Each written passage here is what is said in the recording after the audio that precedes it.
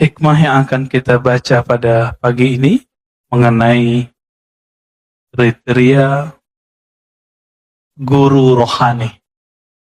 Dalam bahasa ahli zikir disebut mursyid atau disebut murabbi. Ya. Kalau bahasa kita kiai rohani. Kiai banyak, tapi yang membimbing kita siapa? Ini yang disebut murabbi. Ya, atau mursyid. Sebelumnya mari kita mulai kajian ini dengan keberkahan surah Al-Fatihah. Semoga Allah membuka hati ini, pikiran ini, dan kebaikan-kebaikan di bumi ini. Al-Fatihah. A'udzubillahi minasyaitonir rajim. Bismillahirrahmanirrahim.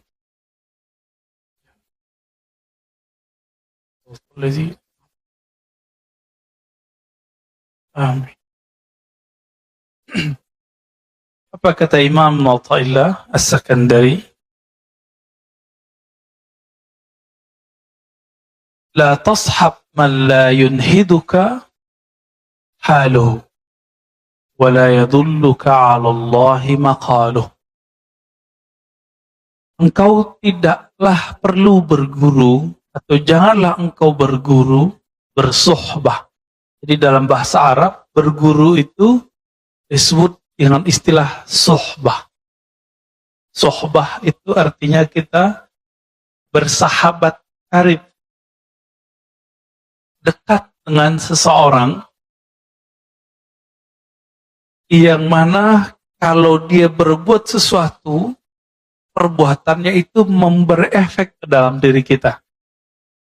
Disebut dengan suhbah. Apa kata beliau? Jangan engkau bersuhbah, bersahabat dengan orang yang halnya, keadaannya dia tidak yunhiduka, tidak menumbuhkan nahdah. Apa arti nahdah? Kebangkitan rohani. Jadi kalau kita duduk bersamanya, melihat amalannya, bahkan melihat diamnya, itu membuat hati ini semangat untuk memperbaiki diri. Nah, berarti sudah mulai ketemu nih gurunya siapa. Jadi ketemu dia, kita kemudian sibuk dengan memikirkan bagaimana membersihkan diri. Bukan untuk menjudge orang lain. Nah, ini siapa, hati-hati. Kalau ketemu guru, ketemu dia, bikin kita ingin mencari pisau, mencari senjata untuk nyalahin teman. Itu bukan guru antum yang hakiki. Ya, itu setan berbaju ustadz. Mohon maaf ya. Jadi setan itu bajunya banyak, Pak. Pada waktu menggoda Sayyidina Adam, itu setan mengatakan, inni laka nasihun amin. Aku ini wahai Adam, nasih, pemberi nasihat, guru. Kira-kira begitu. Guru yang amin, yang terpercaya. Kenapa Nabi Adam kemudian terpedaya? Karena Nabi Adam tahu iblis itu sudah ribuan tahun menjaga surga. Maka nasihun amin itu kalimat pendek, maknanya, hei Adam, saya ini sudah ribuan tahun di surga. Nama Arabnya iblis apa? Iblis itu gelar, Pak. Nama Arabnya Haris, penjaga surga. Nama bahasa Aramaiknya, bahasa Ibrani lamanya Azazil. Azazil itu ditulis dalam tafsir Ibnu Katsir dan tafsir-tafsir yang lain. Ternyata iblis itu ketika menggoda orang, gak pakai kata-kata kotor. Dia pakai kata-kata yang lembut. Nasihun amin. Jadi gak ada iblis ngomong kasar, gak ada. Iblis pasti ngomongnya lembut. Pakai ayat, pakai dalil. Hati Pak. Ya. Pakai ayat, pakai dalil. Sangat terbayang saat itu, sangat mudah membayangkan bagaimana iblis menyerupakan dirinya seperti orang yang ahli motivasi. Ia yang sudah lama di surga, ingin menggurui nenek moyang kita, kakek moyang kita, Sayyidina Adam alaihi salatu wassalam. Nah, berdasarkan ini, Imam bin Athaillah tidak memulai perguruan, kita berguru kepada orang melewat kalamnya. Jadi berguru kepada orang itu dengan halnya lebih awal. Apa halnya dia?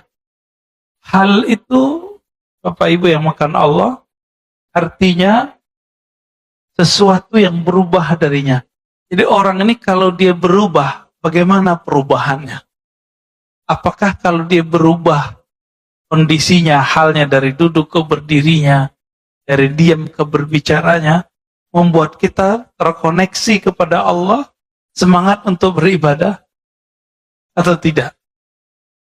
Dia kalau beramal sesuatu, membuat kita terinspirasi untuk mengamalkannya atau tidak? Kalau iya, berarti dialah murabbi kita. Dialah mursyid kita. Gitu. La tashab man la yunhiduka haluh. Kamu tidak perlu berguru kepada orang yang halnya dia tidak membuat kamu bangkit. Wa la yadulluka 'ala Allahi maqaluh. Kalau dia berkalam, kalamnya tidak menunjukkan engkau ma'rifatullah, mengenal kepada Allah. Nah, ada orang, kalau kita berteman sama dia, bikin kita semangat. Separuh dari syarat kemursyidaan ada pada dia. Tinggal yang satu lagi. Apakah kalamnya berisi ma'rifatullah? Maka kesempurnaan seorang mursyid, seorang murabbi, itu buah bibir di sini. Buah bibir di sini, Pak. Jadi setinggi-tinggi makom seseorang, katanya nembus langit, katanya nyantri di langit, terserah dia. Nanti ketika dia berkalam, apa kalamnya? Ini yang paling penting, Pak. Karena kalam itu tanpa dia sadari, dia bisa naik ke atas lagi, atau dia Allah taruh ke tempat yang lebih rendah. Begitu dikatakan dalam riwayat Imam Al-Bukhari. Jadi banyak orang berbicara, dia tidak sadar kalamnya ini membuat makomnya naik. Tapi juga banyak orang tidak sadar ketika dia berbicara, kalamnya membuat Rasulullah tidak mau lagi memandangnya. Termasuk orang berbohong atas nama Nabi Shallallahu Alaihi Wasallam itu haram hukumnya. Secara rohani dia sudah di blacklist, nggak masuk ke dalam daftar aulia. Oleh kalau tidak tobat kepada Allah Subhanahu Wa Taala. Ini lagi banyak ini ya. Mohon maaf Pak. Dulu di masa tabi'in ada seorang tabi'in ingin menjilat, menghibur seorang raja, khalifah dari Bani Umayyah. Si khalifah ini suka main burung. Untuk menghibur sang raja, apa kata dia? Rasulullah SAW mengatakan bla bla bla bla, terakhir main burung. Untuk menghibur raja. Sekarang raja bukan presiden. Di negeri demokrasi, raja itu umat, masyarakat. Maka orang akan menjilat umat cuma untuk menyenangkan hati umat. Dalam ilmu hadis, orang begini mesti dipecat secara rohani. Ya. Gak boleh lagi. Dia bukan dataran para wali. Dia pembohong atas nama Rasul, maq'adahu minan nar. Tempat tinggalnya pasti neraka kalau dia nggak tobat. Ya, hadisnya mutawatir. Man kadzaba alayya muta'ammidan falyatabawwa maq'adahu minan nar. Siapa yang berbohong atas namaku sengaja, falyatabawwa maq'adahu minan nar, siap-siap tempat tinggalnya di neraka. Mau dia siapa? Mau dia terkenal, mau dia nggak terkenal, mau kiai, mau hafiz, sama. Tolong berhati-hati dalam berguru, ya. Jangan hal yang sekecil ini nanti merusak perjuangan kita. Hati-hati berguru.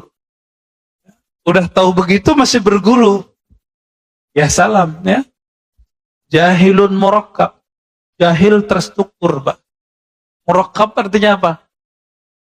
Gak sadar kalau dia itu jahil. Akhirnya khalifah ini ngusir orang ini. Kenapa? Dia kira khalifah nggak ngerti hadis. Khalifah di Bani Umayyah sebelum jadi khalifah nyantri dulu. Dengar ahli hadis dulu dia. Baik. Wala yadulluka 'ala Allahi maqalu. Mursyid itu 50%-nya ada di kalamnya. Apa buah bibirnya. Maka mursyid yang mengarahkan kita kepada Allah, pasti buah bibirnya Allah Rasul, Allah Muhammad, Allah Muhammad, Ahmad Muhammad. Udah gitu aja Pak buah bibirnya. Jarang dia berbicara selain itu kecuali lagi bercanda.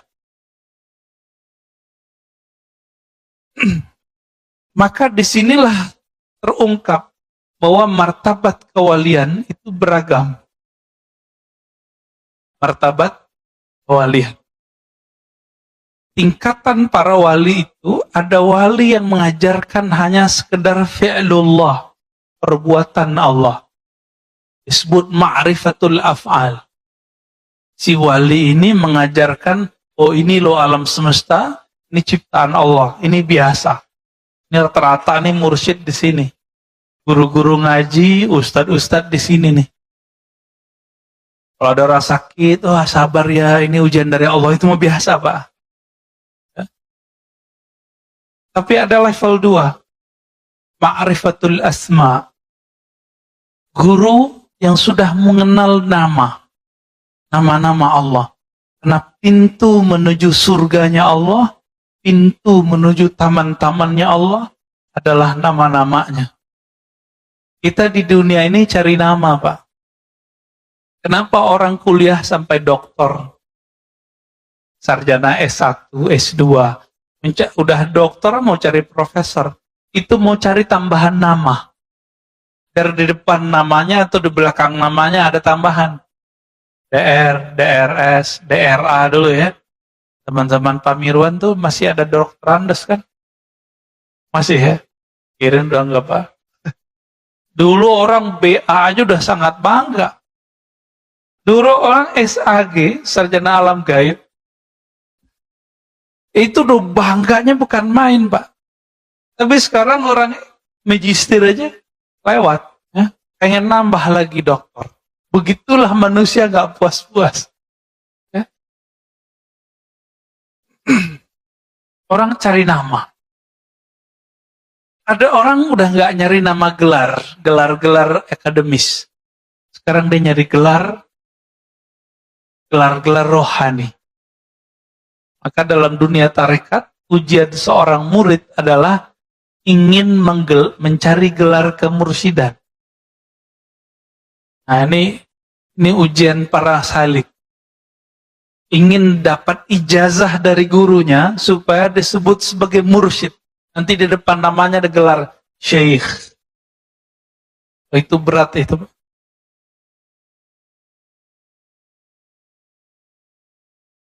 Jadi mencari nama itu betul-betul hobi kita. Kita cari nama.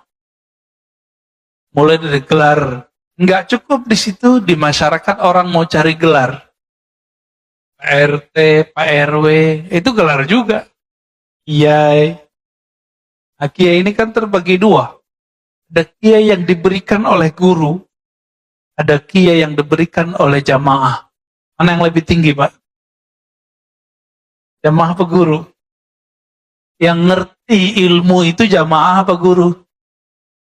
Jadi, kalau antum ini jadi ustadz, ditinggalin jamaah, gak usah sedih. Tapi kalau ditinggalin sama guru, kita bisa sedih, Pak. Paham di situ?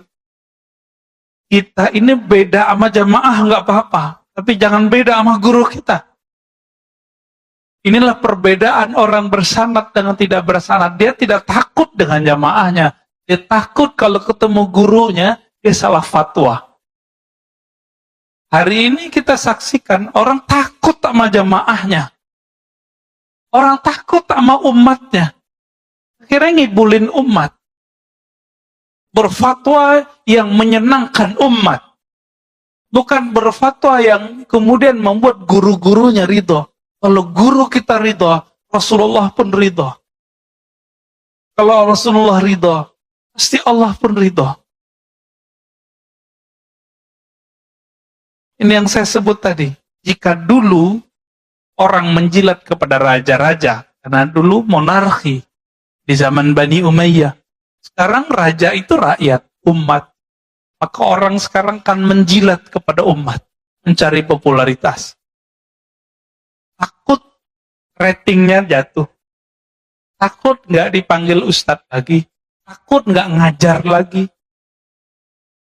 Maka dia berbohong atas nama Rasul, berbohong atas nama Allah Subhanahu wa taala. Naudzubillah min dzalik.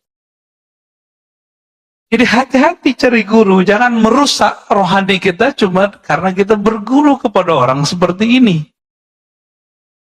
Bapak Ibu makan Allah. Satu kali Nabi SAW ditanya mengenai man khairun nas. Di riwayat lain, man awliyaullah. Siapakah manusia terbaik? Siapakah wali-wali Allah? Apa kata Nabi? Yang orang-orang yang jika engkau pandang mereka, memandangnya, membuat kita teringat Allah Subhanahu wa taala. Berkumpul dengan mereka, berkalam-kalam dengan mereka, membuat hati kita terarah menuju Allah Subhanahu wa taala.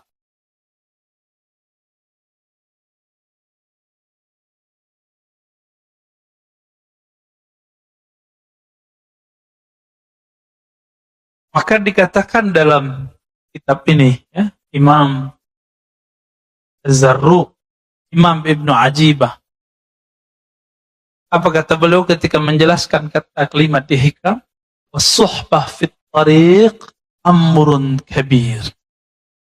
Berguru itu dalam menjalani atau menempuh jalan kepada Allah itu amrun kabir. Adalah perkara yang sangat penting. Kita kenapa memilih anak untuk masuk sekolah A, sekolah B, padahal kurikulumnya sama?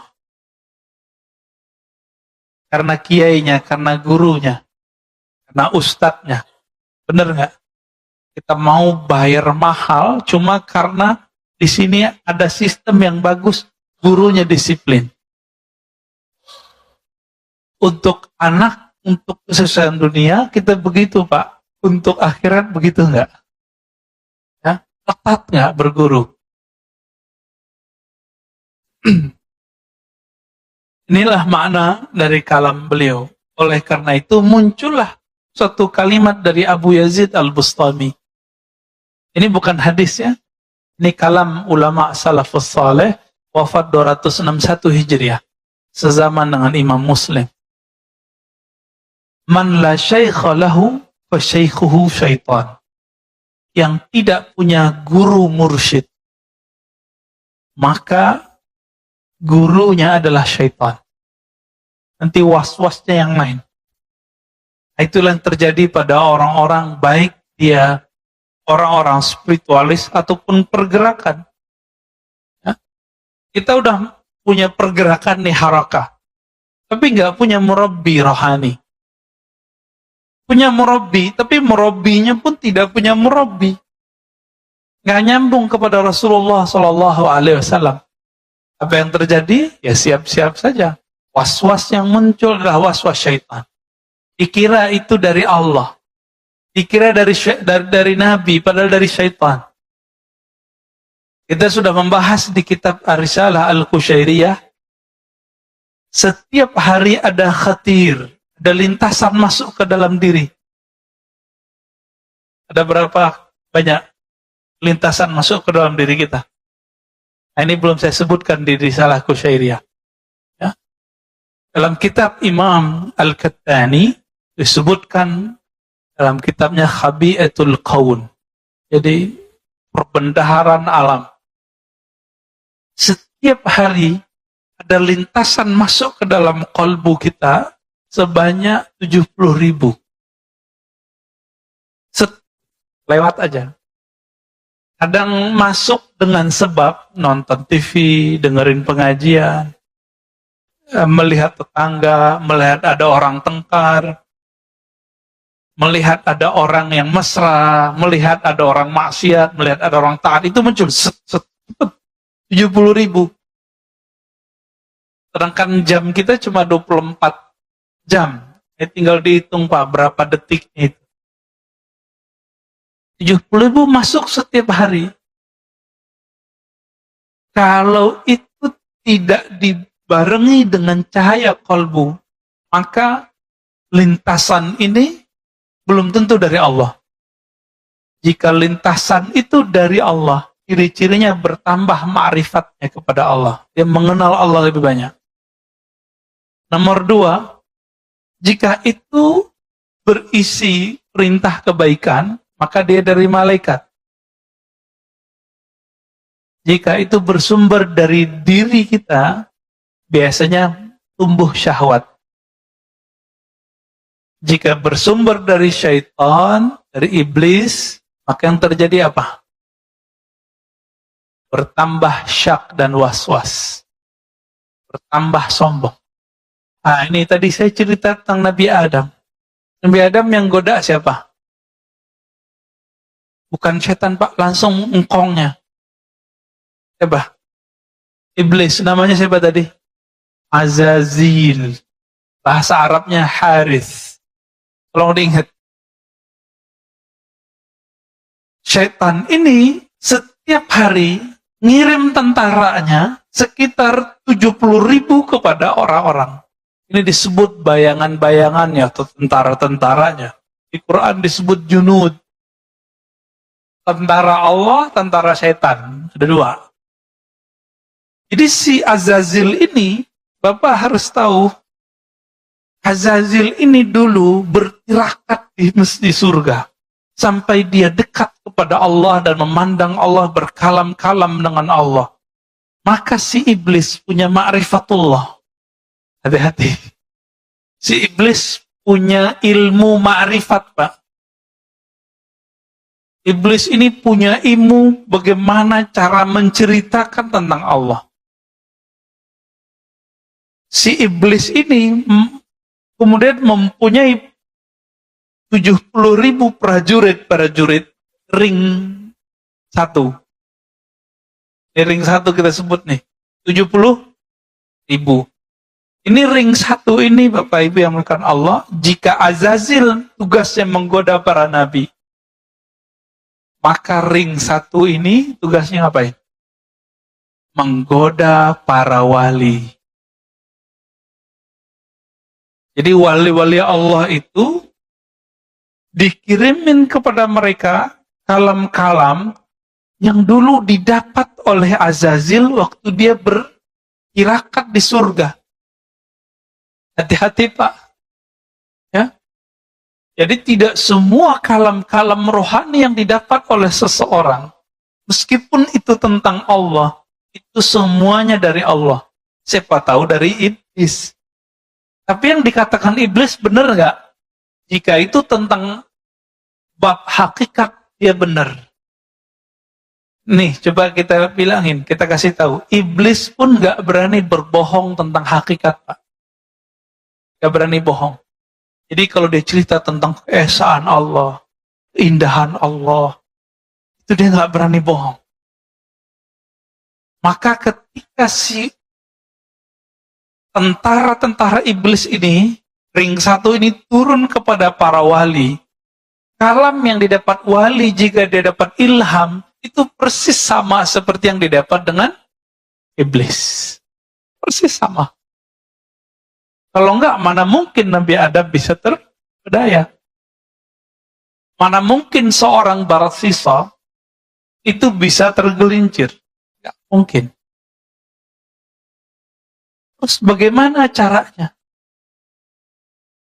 Makanya kalimat belakang dari teks ini, wala yadulluka 'alallahi maqaluh.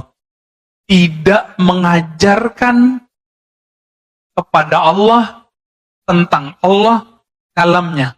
Tentang Allah itu dibagi 4. Untuk fisik namanya hukum syariat. Untuk nafsiyah kita, jiwa kita namanya thariqah. Untuk pemahaman kita namanya haqiqah. Untuk keilmuan kita disebut dengan ma'rifah. Ini pembagian begini ulama kita yang bagi, Pak. Ya.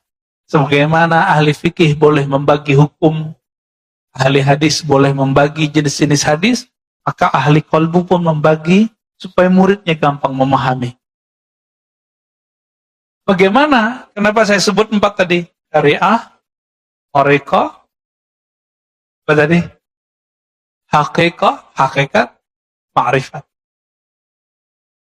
Si iblis bawa ma'rifat, Pak, paling ujung. Jadi semua orang beramal supaya dapat paling ujung ini. Iblis kan dulu sudah dapat ini. Dan dia simpan dalam memorinya. Dia kirimlah memori itu kepada tentaranya, ring 1 tadi. Tentaranya ini datang kepada wali-wali. Membisikkan hal yang sama.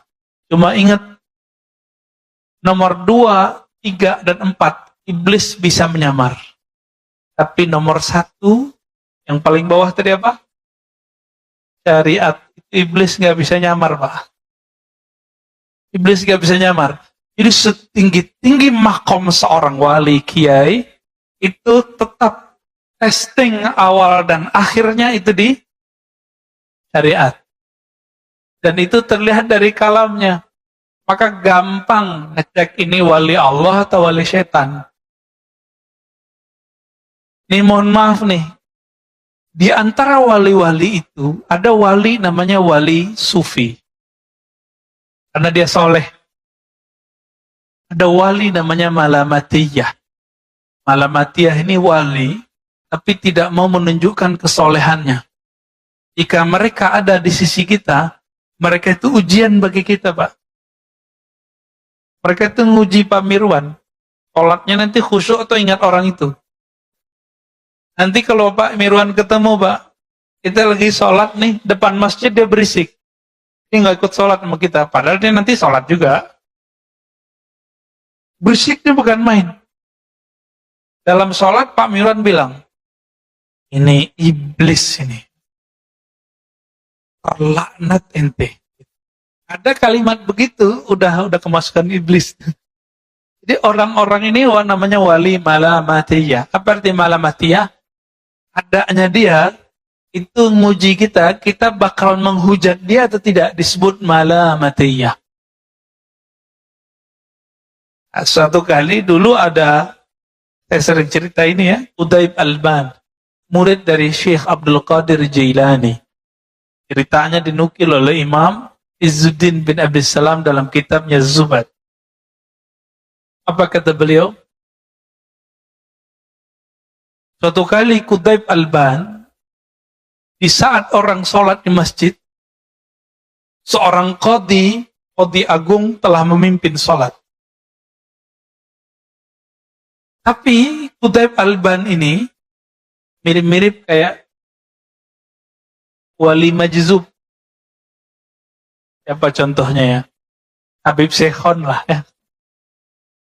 Bikin berisik di luar. Maka terganggulah orang dalam masjid. Hampir semua terganggu. Selesai sholat belum zikir. Assalamualaikum, assalamualaikum. Langsung orang ini berdiri. Si imam ini. Dan dia menerobos shaf. Sekedar ingin jambangin, ingin kasih pengajaran kepada orang yang berisik di depan masjid. Apa kata si hakim yang jadi imam ini? Wahai musuh Allah. Wah, kalimatnya langsung begitu. Hati-hati, Pak. Ini ciri-ciri orang nggak lolos kalau kena uji wali yang level 2. Kalau sama wali level 1, kebanyakan kita bener. Ya bener, dia soleh, pakai serban, pakai gamis, pakai sajadah, pakai tasbih. kita gampang tahu. Tapi kalau wali level 2 ini, susah mengenalnya.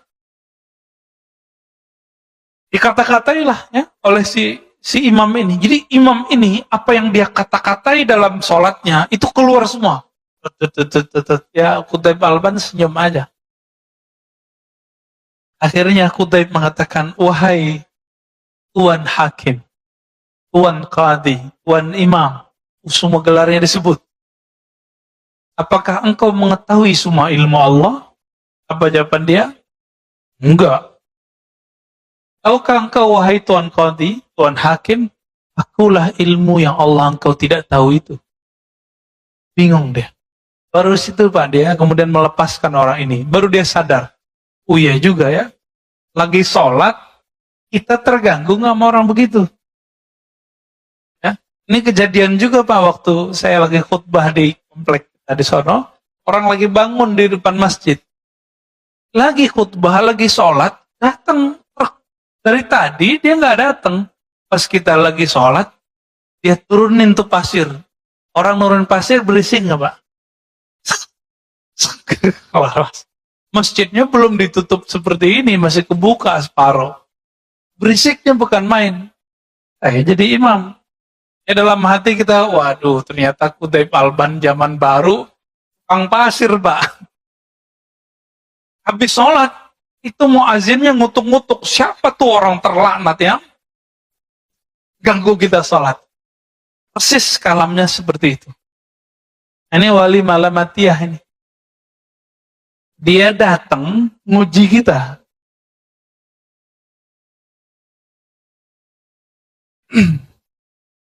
Tapi ada wali yang ketiga, wali setan. Ya, wali setan, hati-hati Pak. Alamnya ma'rifat, ma'rifat, ma'rifat, ma'rifat, ma'rifat. Diuji sedikit dengan syariat, dia kemudian mulai menghindari. Wali itu kalau seandainya, ini mohon maaf, seandainya Bapak Ibu ketemu dia tidak sholat, belum tentu dia nggak sholat. Kalau wali bener ya. Kita ketemu dia kelihatan nggak sholat sama kita. Itu belum tentu dia nggak sholat Pak. Gimana maksudnya? Ini seperti Qutaib Alban tadi. Masih ingat kisah Uwais Al-Qarni? Yang tidak sempat pergi haji, lalu semua bekalnya dia kasih ke temannya. Ketika temannya pulang, temannya mengatakan apa? Selamat ya ente haji mabrur. Jadi temannya menyaksikan bahwa dia tawaf di Masjidil Haram. Apa itu Pak? Jadi wali-wali Allah ini, salah satu khususan mereka, Allah buat diri mereka bisa mecah. Entah malaikatkah nanti yang jadi wakilkan. Ini bukan khurafat Pak, kita sudah banyak kitabnya. Dan zaman ini juga ada. Gak usah jauh-jauh. Saya punya teman, baru belajar selawat, kangen Raudhah. Temennya lagi di Raudhah, saudaranya. Apa kata dia? Loh, kok ada saudaraku di Raudhah? Pulang-pulang, dia tanya, ente kemarin umroh ya? Enggak, saya di Jakarta gitu. Jadi dia menyaksikan temannya yang sedang berselawat di Raudhah, padahal temannya lagi di Jakarta. Itu kejadian Pak, teman saya. Orangnya masih hidup. Orang biasa. Apalagi wali-wali Allah yang agung. Cuma ini jangan jadi alasan juga Jumatan di Mekah. Jam Jumatannya beda. Kita Jumatan di sini, sono belum Jumatan. Ya, itu nggak alasan juga ya. Hanya wali-wali tertentu yang boleh kita sebut dia Jumatan di sono. Nabi Muhammad SAW ya, itu lebih banyak mukjizatnya atau lebih sedikit dari Nabi Yakub, Nabi Yusuf? Mana yang lebih banyak, Pak? Nabi Muhammad. Di saat Nabi Yusuf tergoda di Mesir, Nabi Yusuf yang ada di Mesir, ayahnya lagi di Yerusalem. Dia melihat ayahnya hadir, lalu ayahnya mukul dia pakai tongkat. Tongkat. Bapaknya di kampungnya, dia lagi di Mesir, udah puluhan tahun gak ketemu. Mau dipukul, rasa sama dia, padahal jaraknya jauh. Nah, ini ada, nanti silakan cari tafsir surah Nabi Yusuf di tafsir Ibnu Katsir. Ya, nanti ketemu. Bapak Ibu yang makan Allah, jadi wali-wali setan ini ngeceknya cuma satu, syariat. Dia nggak sholat nih, tapi dia mengingkari sholatnya. Jadi wali palsu itu mulai muncul kalam di lisannya. Perlu tuh sholat, berarti dia wali setan. Inilah hebatnya Imam Syafi'i. Apa kata Imam Syafi'i? Kalau ada orang tidak sholat, tapi tidak mengingkari kewajiban sholat, dia masih muslim. Saya baru paham Pak di situ. Beda sama muridnya. Imam Ahmad bin Hanbal, orang yang nggak sholat, dia kafir.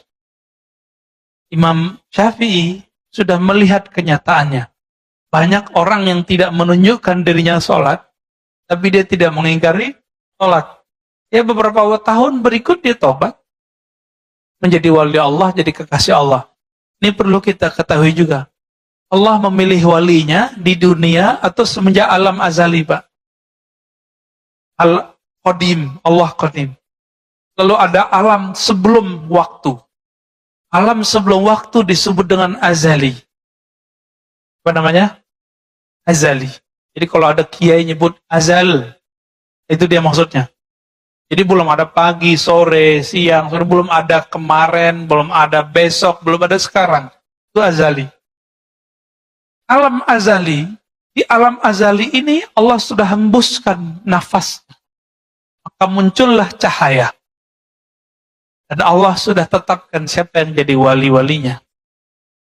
Jadi walaupun ini di dunia ini orangnya sekarang maksiat, selama dia tidak mengingkari syariat dengan kalatnya, maka dia mungkin nanti bisa jadi wali Allah. Bapak masih ingat kisah Fudail bin Iyad? Itu perampok, Pak.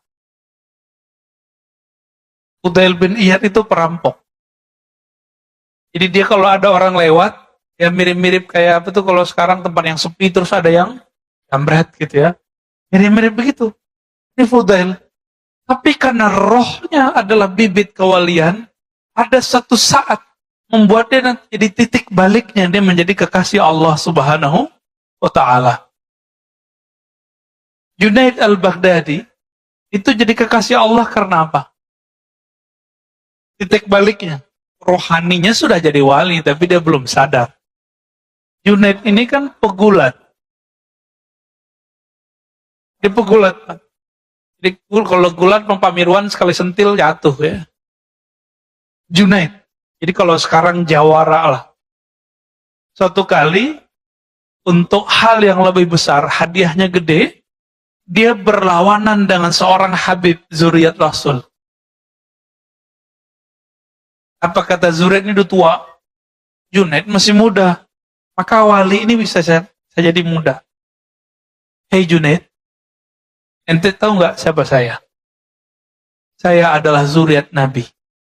Saya banyak hutang, saya banyak anak, saya butuh fulus untuk bayar hutang dan memberi anak saya makan. Nanti kalau ente sayang sama Nabi, sayang sama zuriat Nabi, pura-pura kalah ya. Oh berat Pak, mau dapat ribuan dinar, tapi dia harus ngalah. Akhirnya dia pura-pura jatuh dan pura-pura kalah.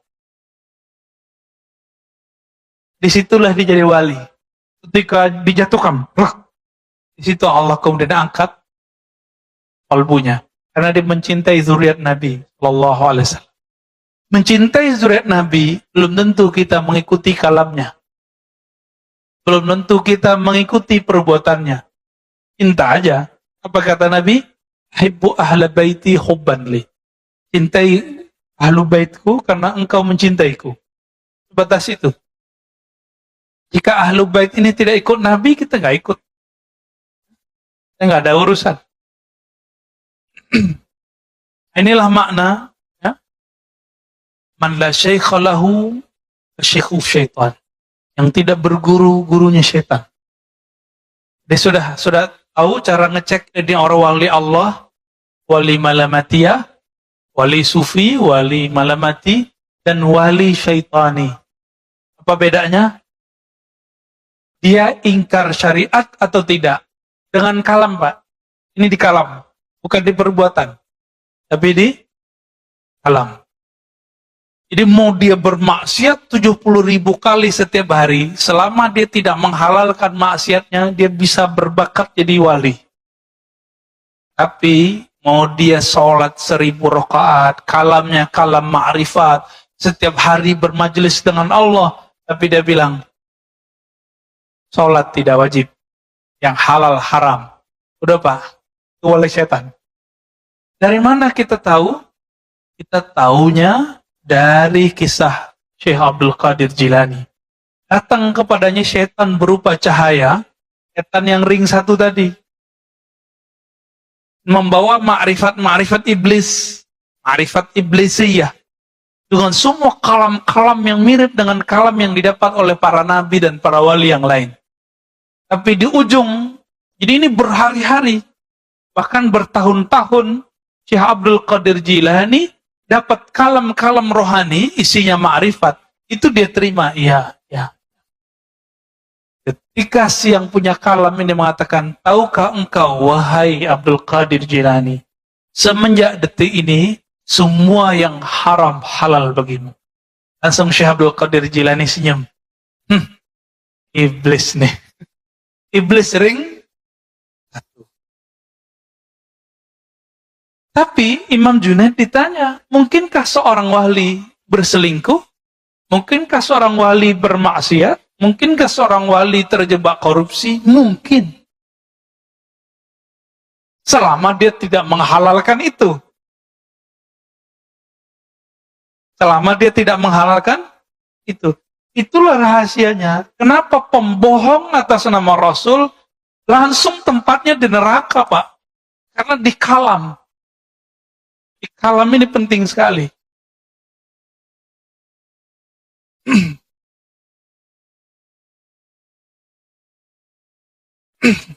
Apa kata beliau? Al-insan kasyajaratin nabita fil khala.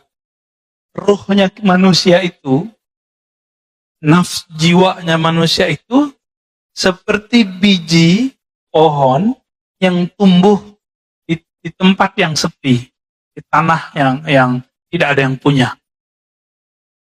Kalau dia tidak punya guru, ibarat si biji itu kemudian tidak dipindahkan ke tempat yang bagus, lalu tidak dipupuk, tidak dirawat, tidak dipotong rumput-rumput yang ada di sekitarnya, tidak digemburin tanahnya. Kira-kira kalau itu padi, kalau itu jagung, jagungnya berbuah, ada isinya nggak? Kosong. Pernah ngelihat ada jagung tumbuh isinya kosong? Ya. Apa kata beliau?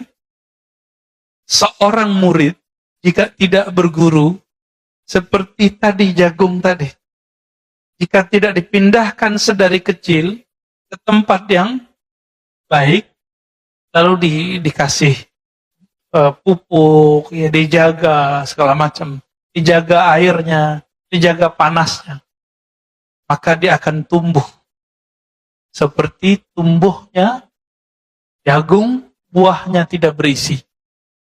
Dia berzikir tapi hampa. Dia sholat tapi tidak khusyuk. Dia berilmu tapi tidak ada ma'rifat. Dia berilmu tapi tidak ada adab. Dia berilmu tapi tambah sombong.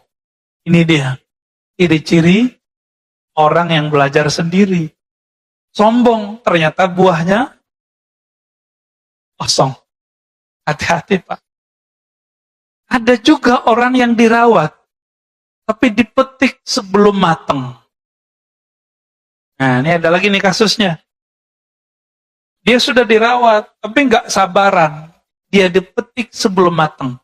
Kalau pisang dipetik sebelum matang, Gimana Pak? Kira-kira begitulah. Inilah yang terjadi. Cuma bisa disubstitusi. Dipotong-potong dan kasih garam lumayan enak juga. Ya, cuma segitu doang Pak. Nah inilah yang disebut talbisu iblis, garam-garam ini. Dia belum matang kok, dipaksain. Cuma kalau dia udah matang, ini tidak ada akhirnya. Nikmatnya bikin candu.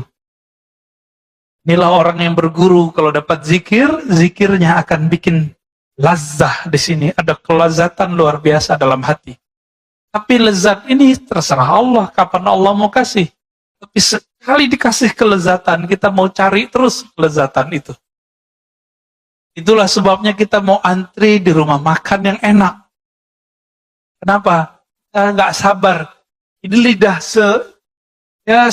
sejempol Pak, lidah kita itu bisa memperbudak orang mau antri. Benar nggak?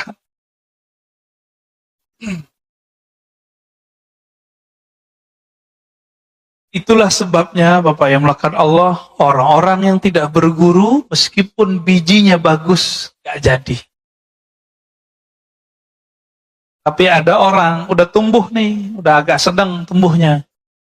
Dilihat oleh seorang petani, wah ini kasihan nih kita pindahin, gak telat kok, masih bisa tumbuh. Sebelum nyawa ini berpisah dengan badan, belum ada kata telat. Berguru dari ahli ma'rifatullah yang bersyariat, yang mengindahkan syariat dengan kalamnya. Ya? Ada orang soleh secara zahir, tapi kalamnya merendahkan orang, berbohong atas nama Rasul. Kita nggak masuk itu. Kita nggak masuk itu, Pak. Ya? Ini sudah melanggar adab-adab Nabi. Nah, di sini bagian terakhir yang mau saya sampaikan. Masih panjang ya. Musyuruk. Ada kriteria syekh yang ideal. Mau cari guru yang ideal, ini dilengkapi di sini oleh Imam Ibnu Ajibah mensyarah kitab Hikam. Ilmun sahih. Pertama, ilmunya harus sahih. Itu yang tadi saya katakan. Ilmu yang sahih itu, ma'rifatnya tidak membuat dia membatalkan syariat. Ya. Sekarang kebalikan, antum punya guru kebalikannya. Dia syariatnya bagus, tapi dia membatalkan ilmu hakikat. Banyak hari ini? Banyak. Mulai dari yang mengingkari ilmu tasawuf, ilmu ma'rifat, yang memusuhi mereka, yang menzindik-zindikan mereka, itu banyak. Sampai yang berbohong atas nama mereka, banyak. Itu sama semua tuh.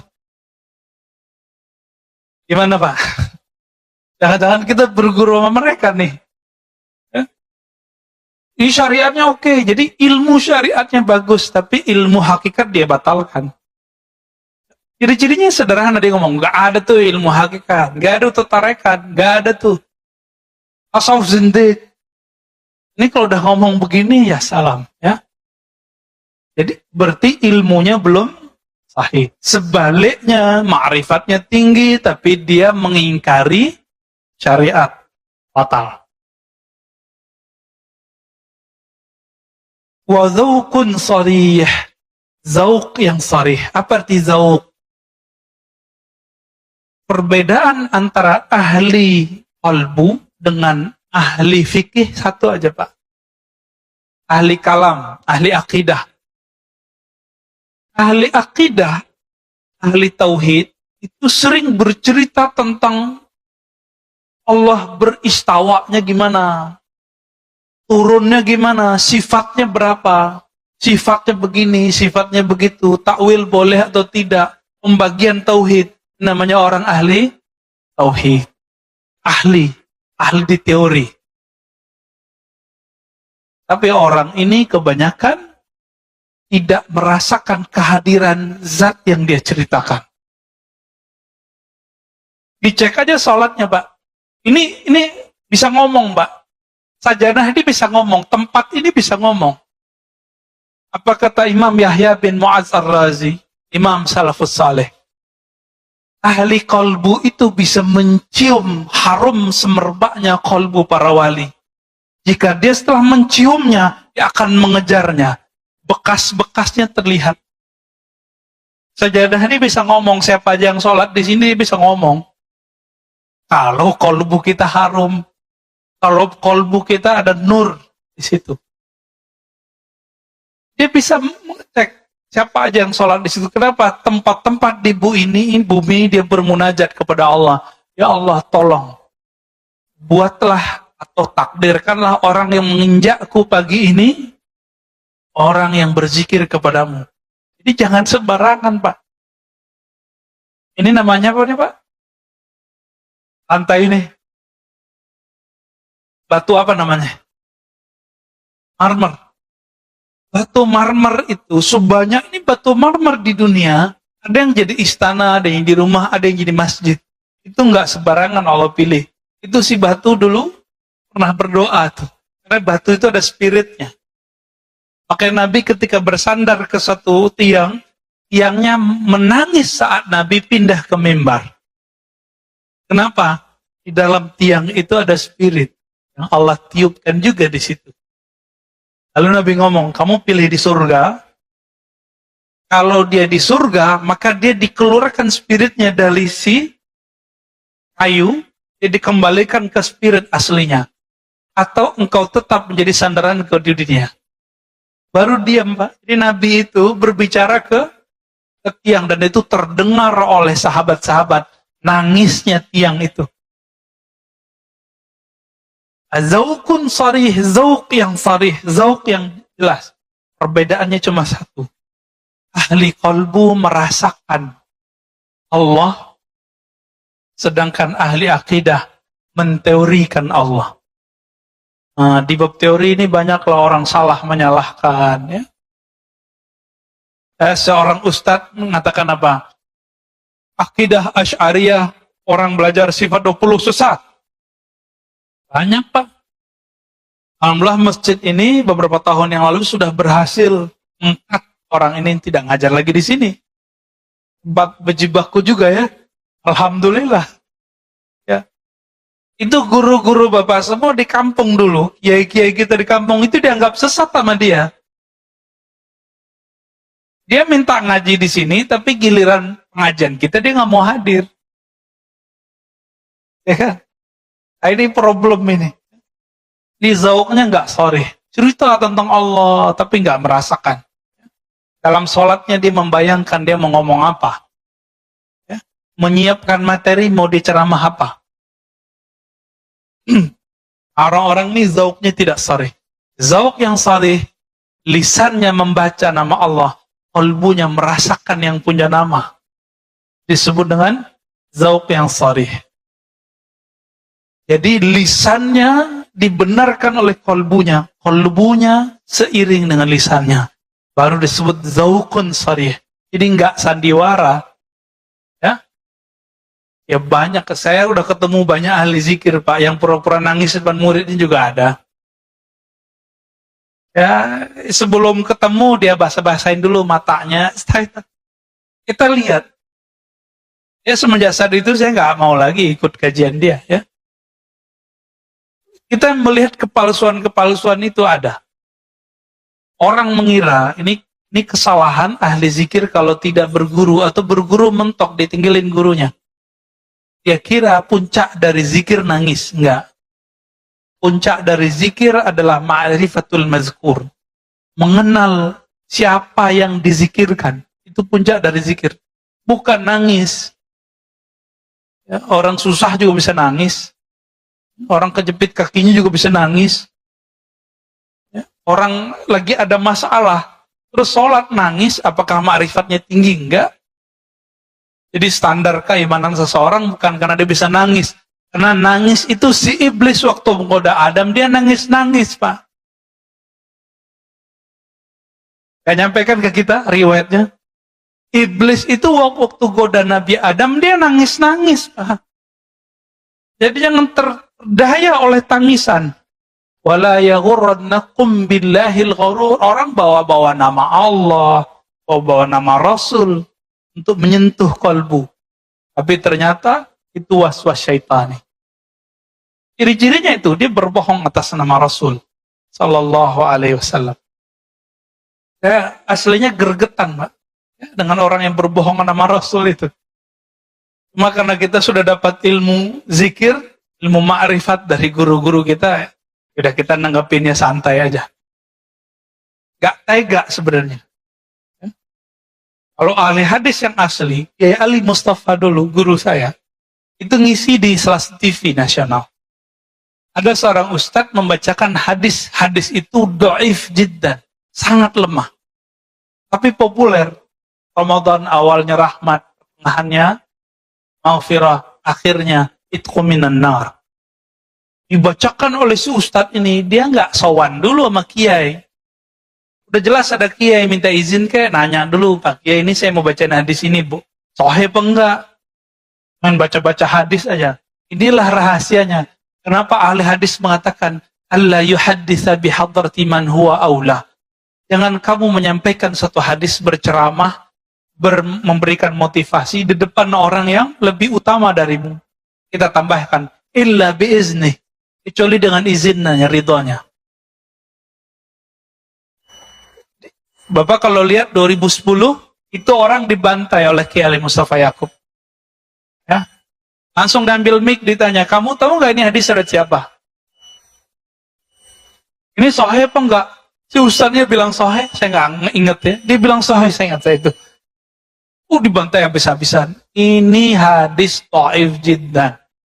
Riwayat Imam Ibnu Huzaimah meragukan kualitas hadisnya. Ente sampaikan ke manusia.